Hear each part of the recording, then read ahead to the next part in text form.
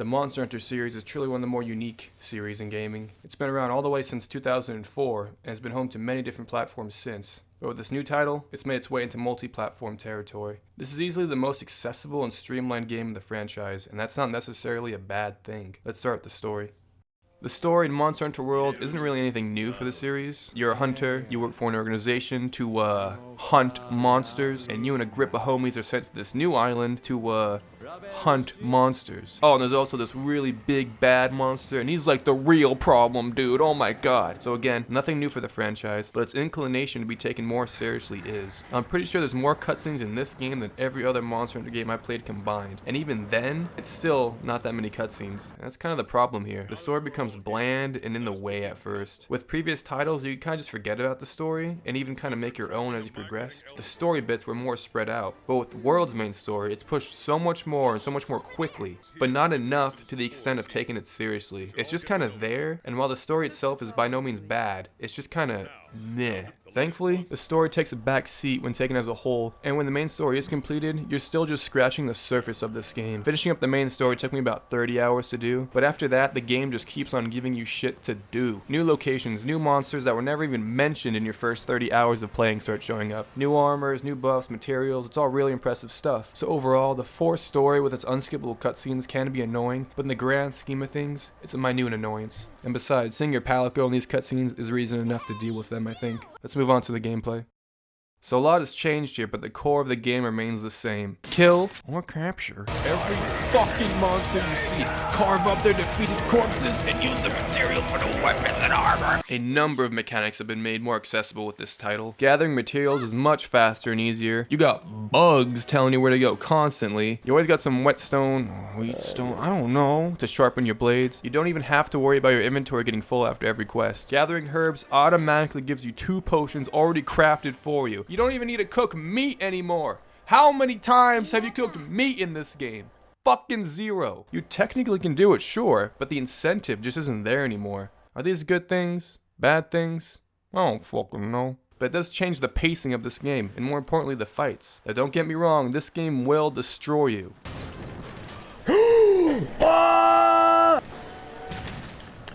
Oh! I'm fucked. No! Nope.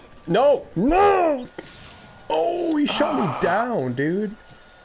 Get out of there. The whole place is lightning. Oh!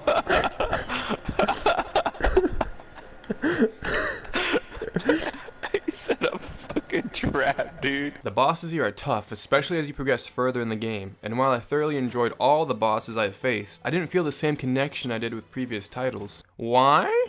Well, because the pacing of each fight to the next is so quick. I no longer spend time gathering materials, really prepping and anticipating a fight like I used to. Fighting berries.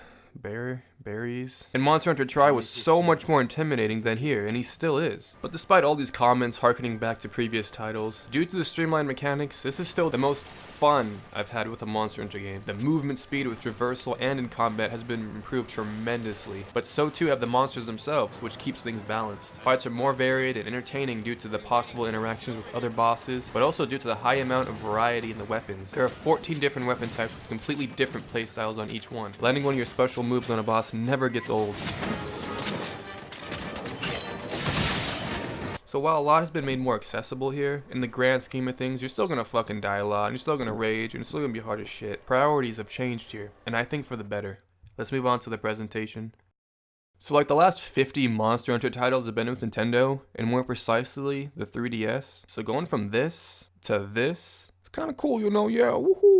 Seeing all these classic monsters reworked and reanimated in HD is just so awesome. The new monsters they've added are all great too in this regard. The sound design and the overall vibrant colors on display here are also really well done. Having dynamic weather and time of day adds to the atmosphere, and improving the AI of all these monsters by giving them certain territories and personalities only adds to that. The designs for the weapons and armors and just locations themselves are as solid as ever, and having the maps just be one giant map rather than sections of loading screens in between is great. The soundtrack here is really well done, and it does its job at increasing the intensity when it needs to, while also helping to relieve the player of it.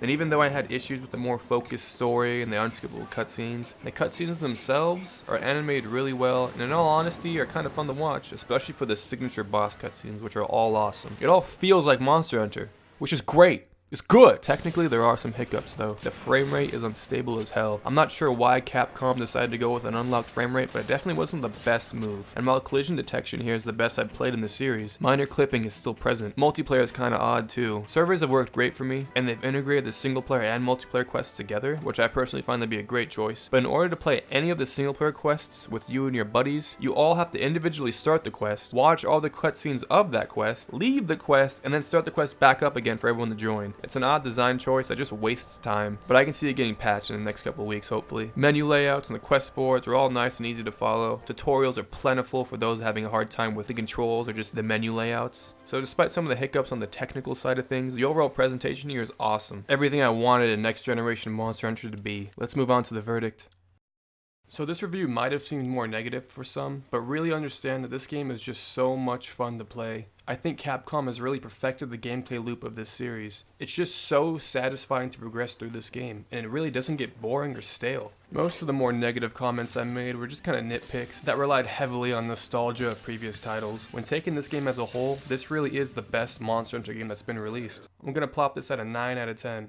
This year has just started, but I already see this being one of my favorites of the year. And with all future updates and DLC being free, it just makes things better. The huge amount of content here is insane. And not just the amount of it, but the quality. If you've never played a game in this series before, now would be the perfect time to jump in. Well, that's it, guys. I hope you liked it. If I fucking sucked at anything, just let me know, please. Like, favorite, subscribe, blah, blah, blah. Till next time.